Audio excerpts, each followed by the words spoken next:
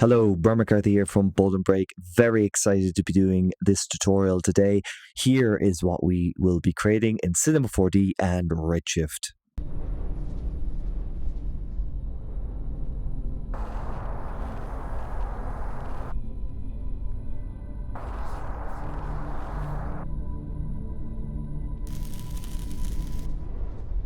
We will be creating this over a two-part series. In the first part, we will be setting up our system in Cinema 4D, and in the second part, we will be lighting and texturing our system. If you wish to look at the lighting and texturing before the second video comes out, please be sure to check out the Bold&Break store where the working files are available to purchase. Please consider becoming a Bold&Break member. There are perks involved, including tutoring and discounts and early releases of tutorials and working files.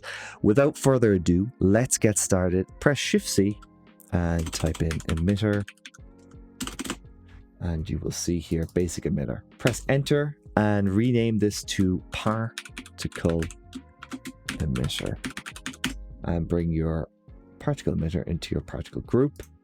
Select your particle emitter and change the shape to sphere, and you will see here that the particles will emit. We're going to now bring in a tracer.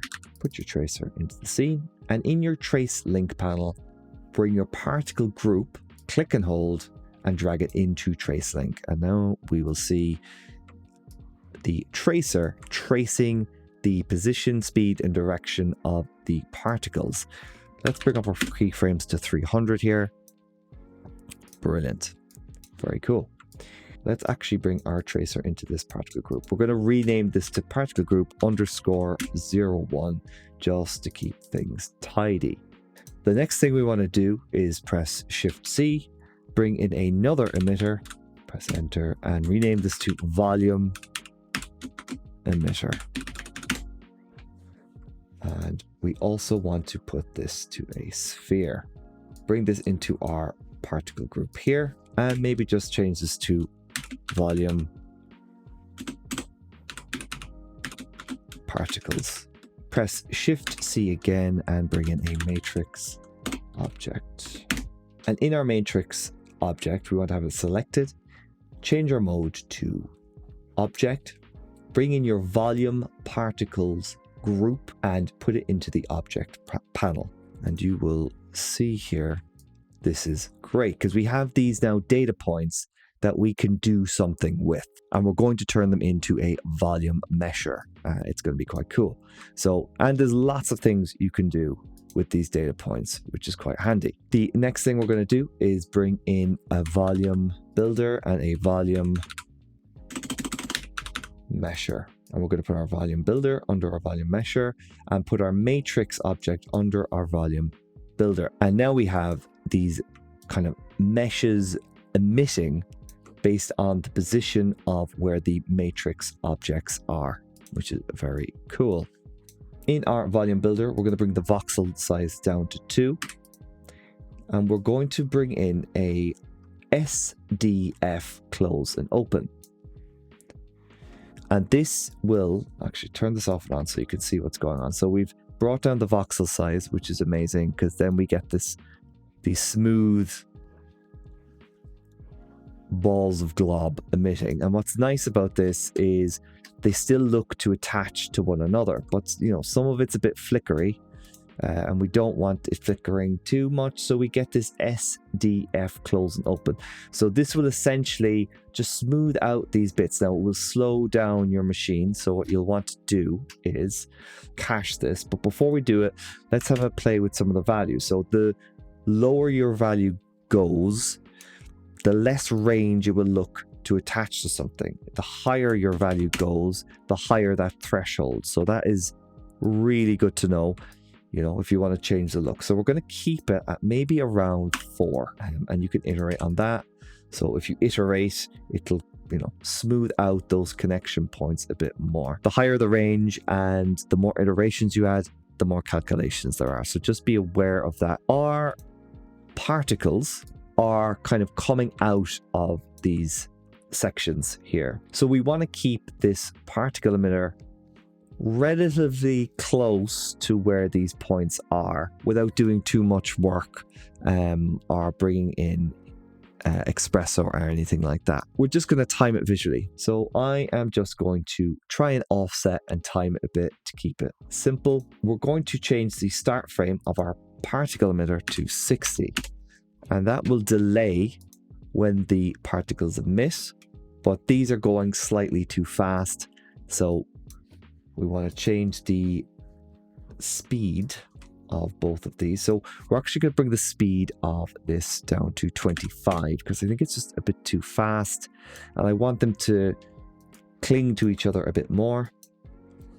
And we're going to bring the speed of the particle emitter down to 60, and this just slow it down a little bit, and you'll see they come together a bit more. We should see the particles emerge here.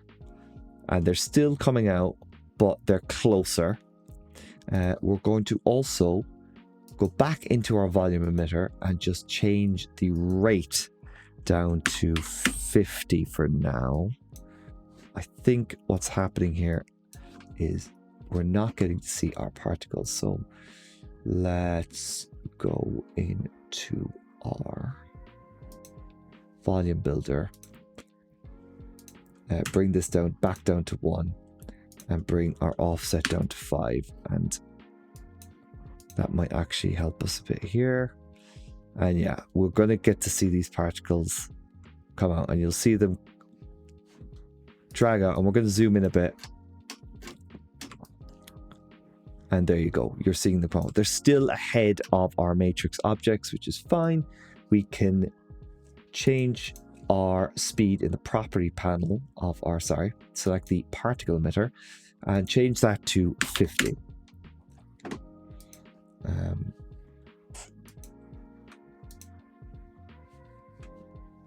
once that's changed to 50, we can see that these should be, and there you go. We don't have to, so in the final look, some of the particles actually come through, and I think it adds a bit of variance to it. It doesn't have to be locked in perfectly. Next thing we're going to do is select our particle emitter here and just bring the size down to 10.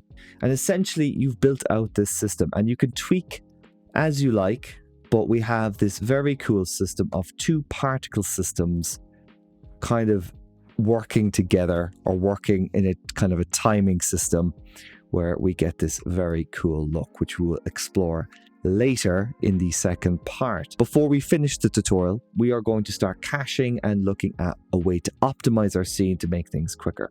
So select your volume builder, click the cache button here, and we want to go all the way back, and we want to cache it.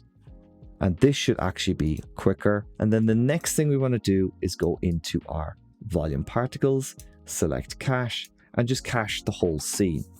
And you can do this, and it will just output a limbic file here, and that will take a while to cache.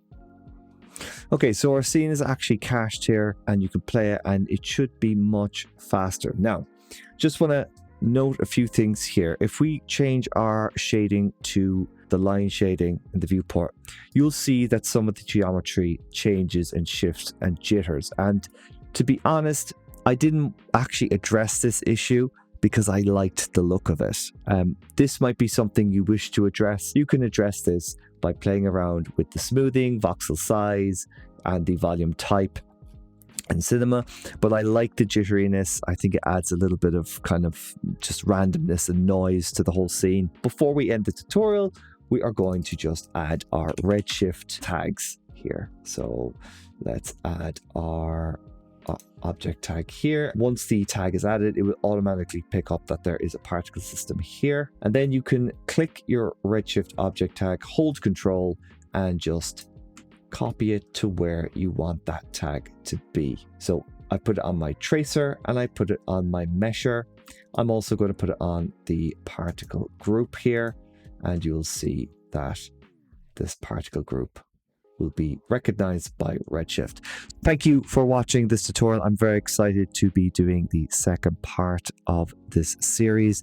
Again, if you want the working file with the lighting and shader setup before the second video comes out, please check out the Bold&Break store and consider subscribing and becoming a Bold&Break member. Thank you for watching and goodbye, and I look forward to seeing you in the second part of this tutorial series.